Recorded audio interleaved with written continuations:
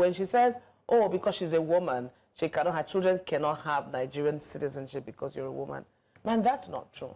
And we know that it's there in the Constitution. So, to be honest, this would have been less ludicrous if her attempt at becoming more Catholic than the Pope has not been an absolute failure, because they don't want her, we don't want her. She's dangling somewhere in the middle, and she still has the temerity, like Lolo said, to keep saying these things.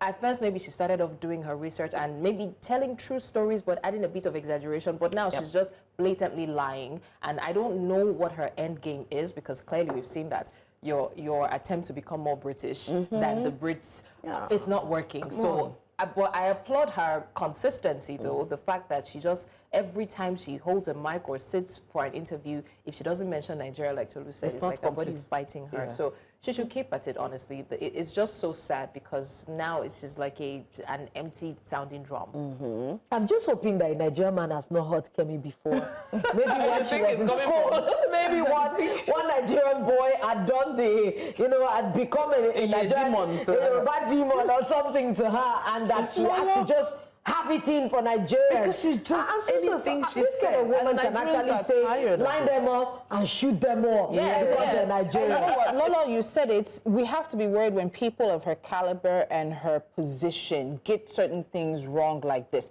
Because there are lots of people in the UK who run with this narrative and think that she's absolutely right. Kemi Badenoch is wrong, and it needs to be said and it needs to be clarified. Now, she could be right when she's talking about a woman giving citizenship to her husband, but that was not the reference she made. No, and that's something that's been criticized. We've talked about it here on Jasiri, but the reference she made was in giving her children citizenship. And Kemi, if your children or if you want citizenship for your children, you can walk into any Nigerian immigration center and passport office and start the process. But you're wrong in what you said, and it needs to be said. And again, you know, when you think back to the previous leaders before her, you had Rishi Sunak, and then there's one Sue, I can't remember her name, but they were both of Indian descent.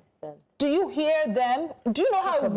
Do you hear them talk about Indian migrants to the UK? No, there's a disdainful way in which she talks about Nigeria. And so if you don't like us, leave us alone. Stop talking about it. Hoping she can thoroughly change her name. She became the leader of the UK Conservative Party on this anti-immigrant, closing the borders, I'm not Nigerian like them kind of platform. It has gotten you here. Apparently, it's the only thing keeping you here, because if you didn't have it, what keeps you as the leader of the UK? I don't even understand. I keep looking at Kemi Badenoch, and sometimes I wish that a horror setting was, you know, all those horror films where you have told everybody that, oh, I'm anti-immigrant, and something bad happens, and you are now in the same room with